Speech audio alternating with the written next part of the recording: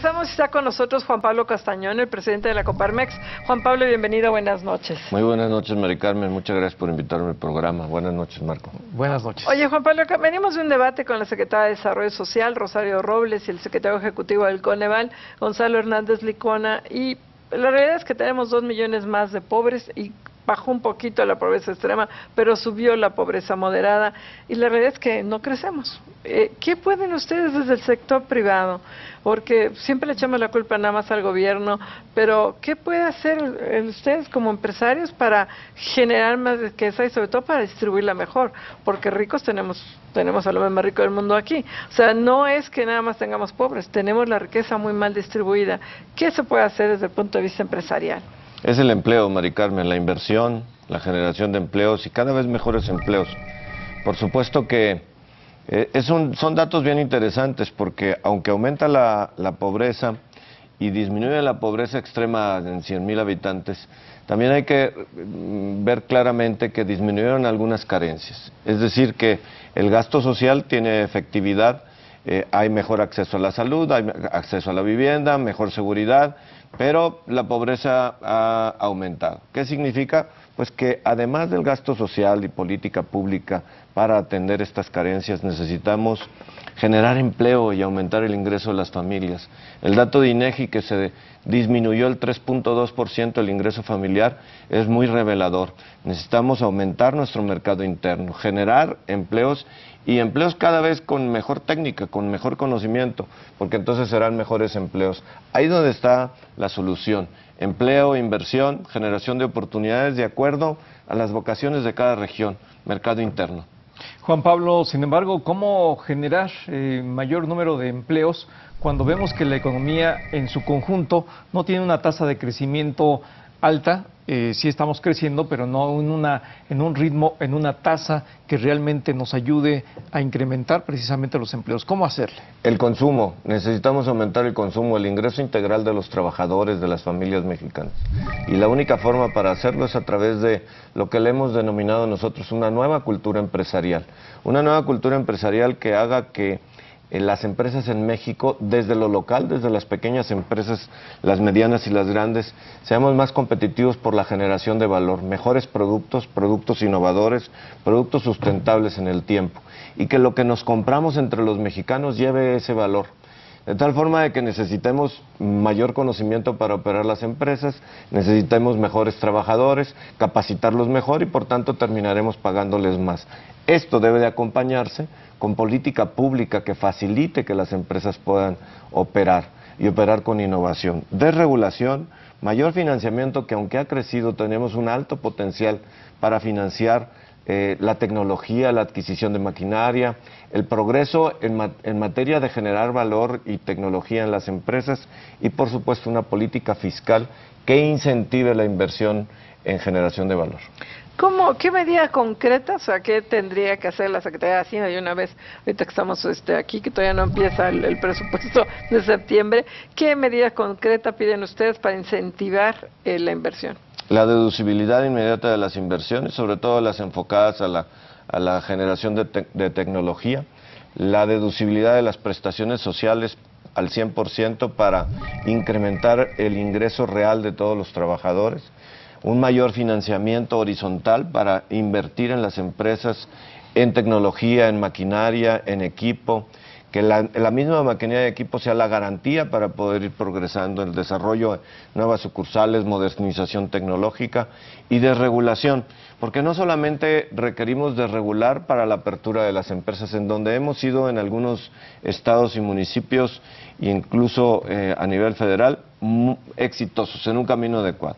Pero no solo se trata de abrir empresas, se trata de que las empresas puedan operar y que operen eficientemente.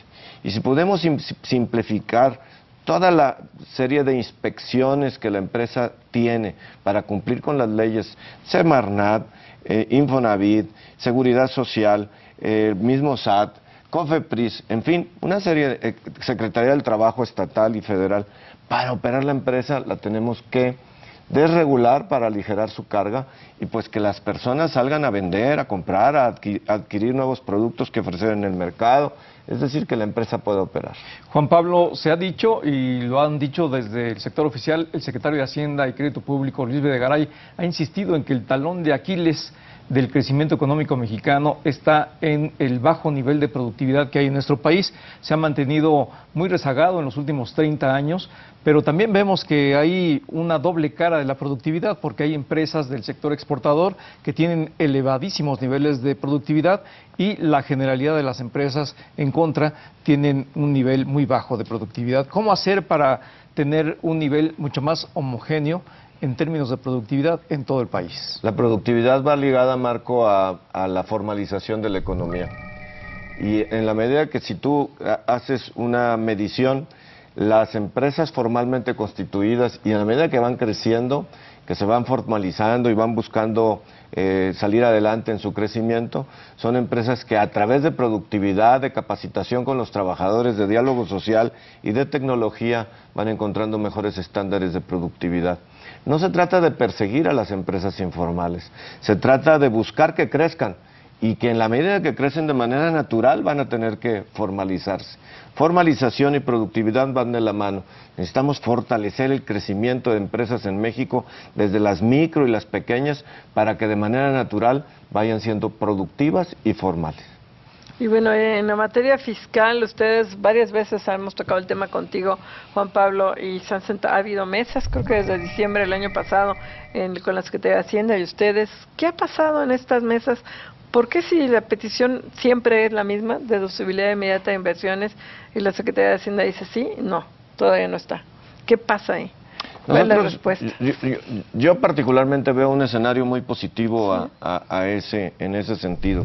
Sin embargo, también hay que reconocer que hay variables externas que han venido, digamos, que deteniendo las medidas de facilitación para la operación de las empresas a través de incentivos fiscales. Los problemas en Europa, los problemas en China, las posibles alzas de intereses en los mercados de Estados Unidos afectan el petróleo, afectan naturalmente el margen de maniobra del propio gobierno. Vemos cómo ha sido, se ha venido incrementando los impuestos a través del impuesto sobre la renta o el IEPS, pero por el otro lado los ingresos petroleros no han terminado fortaleciendo el propio gasto gubernamental. ¿Qué nos dice eso? Que hoy tenemos que estar conscientes de que el crecimiento para México no solamente está a través del gasto público, debe de complementarse, incluso es mucho mayor la inversión privada necesaria para poder encontrar escenarios de crecimiento.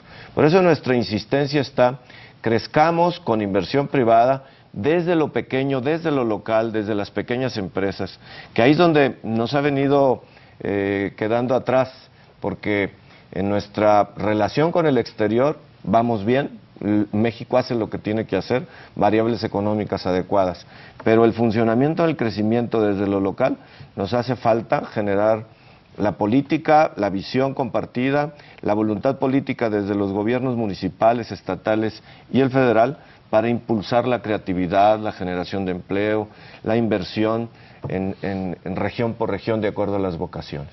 Juan Pablo, lo que también es una realidad es que la coyuntura internacional, el contexto internacional ha hecho impacto muy fuerte en una de las variables en las que los mexicanos, la mayoría de los mexicanos, tenemos una especie de mecanismo psicológico muy ligado a él, y es el tipo de cambio. El tipo de cambio del peso frente al dólar se ha visto muy afectado, se ha registrado una devaluación importante del peso frente al dólar y por lo que se ve podría ir incrementándose. ¿Qué tanto está afectando al sector productivo nacional, a las operaciones de las unidades productivas del país? Pues México, como es una de las economías más abiertas del mundo, tenemos tratados de libre comercio con 45 países, pues el tipo de cambio termina teniendo su efecto.